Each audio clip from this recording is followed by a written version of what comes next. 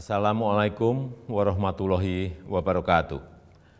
Bapak, Ibu, dan saudara-saudara yang saya hormati, 7 bulan sudah kita bersama-sama menghadapi pandemi ini. Saya paham masih banyak tantangan, namun tidak sedikit yang telah kita kerjakan. Singkatnya, strategi pemerintah sejak awal adalah mencari titik keseimbangan. Sekali lagi, mencari titik keseimbangan. Saya tegaskan kembali bahwa kesehatan masyarakat, kesehatan publik tetap nomor 1. Tetap yang harus diutamakan. Inilah prioritas, tetapi memprioritaskan kesehatan bukan berarti mengorbankan ekonomi. Karena jika kita mengorbankan ekonomi, itu sama saja dengan mengorbankan kehidupan puluhan juta orang. Ini bukan opsi yang bisa kita ambil. Sekali lagi, kita harus mencari keseimbangan yang pas.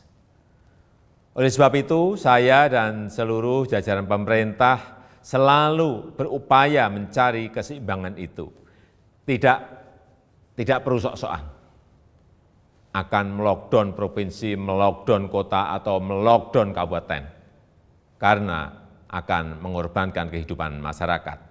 Tapi kita tetap serius mencegah penyebaran wabah supaya tidak meluas.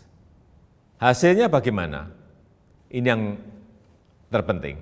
Mari kita menilai berdasarkan fakta dan data dan bukan berdasarkan kira-kira. Saya bisa mengatakan penanganan COVID-19 di Indonesia tidak buruk, bahkan cukup baik. Maka saya hanya bicara fakta. Dalam jumlah kasus dan jumlah kematian, Indonesia jauh lebih baik ketimbang negara-negara lain dengan jumlah penduduk yang besar. Sebaiknya kalau membandingkan, ya seperti itu. Kalau Indonesia dibandingkan dengan negara-negara kecil yang penduduknya sedikit, tentu perbandingan seperti itu tidak bisa menggambarkan keadaan yang sebenarnya. Dalam hal ekonomi, pencapaian kita juga tidak jelek-jelek amat. Ekonomi kita menurun, ya, betul, itu fakta.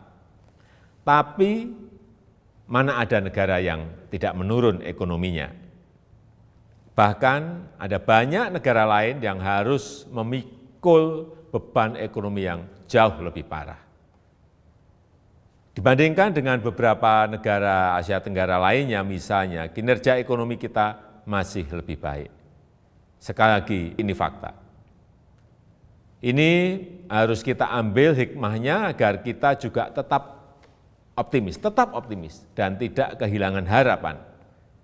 Sekali lagi, saya tegaskan, kita harus tetap optimis. Bapak, Ibu, saudara-saudara sebangsa dan setanah air, banyak yang telah pemerintah lakukan, banyak sekali macam-macam programnya. Di tengah keterbatasan keuangan negara, saya mengambil risiko untuk mengatasi masalah ini. Angka-angkanya silahkan dilihat sendiri di tampilan yang ada di sini.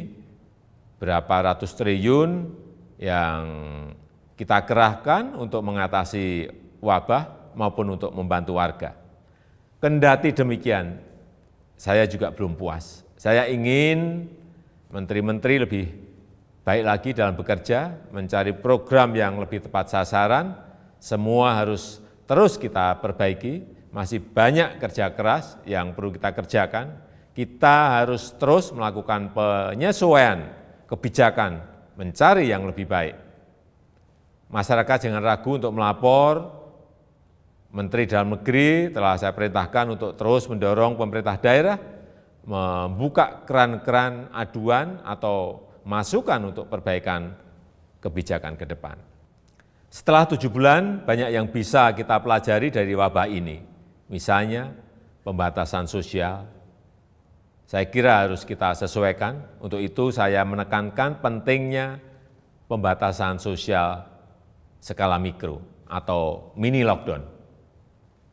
Kita buat lebih terarah, spesifik, fokus, tajam untuk mengatasi masalah COVID, tapi tidak membunuh ekonomi dan kehidupan masyarakat. Ini yang harus kita lakukan. Penyesuaian kebijakan itu jangan dianggap pemerintah mencela-mencela. COVID ini masalah baru. Seluruh dunia juga sama, belum ada negara yang berani mengklaim sudah menemukan solusi yang terbaik. Tiap negara juga berbeda-beda masalahnya, berbeda cara dalam menanganinya. Jadi kita pun harus terus menyesuaikan diri, mencari cara terbaik yang paling cocok dengan situasi kita. Sekali lagi, pencapaian kita sejauh ini tidak buruk. Angka-angkanya jelas, tapi jangan membuat kita terlena. Kita harus waspada, kita harus tetap bekerja keras. Wabah ini jangan diremehkan, ini realita. Tapi jangan membuat kita pesimistis. 7 bulan ini Indonesia membuktikan mampu mengatasi masalah. Belum sempurna, ya, tapi bisa kita perbaiki bersama-sama. Mengatasi pandemi ini memang sulit, memerlukan kerja keras bersama, dan saya yakin kita akan dapat melakukannya. Yang penting, dalam situasi seperti ini, jangan ada yang berpolemik dan jangan ada yang membuat kegaduhan-kegaduhan. Bapak, Ibu, dan saudara-saudara sebangsa dan setanah air, tentunya apresiasi saya sampaikan kepada dokter, perawat, tenaga medis, TNI, Polri, ASN, dan juga para relawan. Namun, tidak kalah pentingnya adalah peran serta masyarakat untuk berubah, menyesuaikan diri, menaati protokol kesehatan. Lakukan dengan disiplin 3M, memakai masker, menjaga jarak, mencuci tangan. Tetap optimis mengatasi masalah.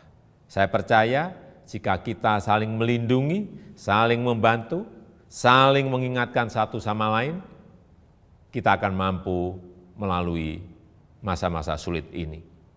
Semoga Allah SWT, Tuhan yang Maha Kuasa, meridhoi dan memberkati segala upaya yang telah dan akan kita lakukan bersama-sama sehingga dapat keluar dari krisis ini. Terima kasih. Wassalamualaikum warahmatullahi wabarakatuh.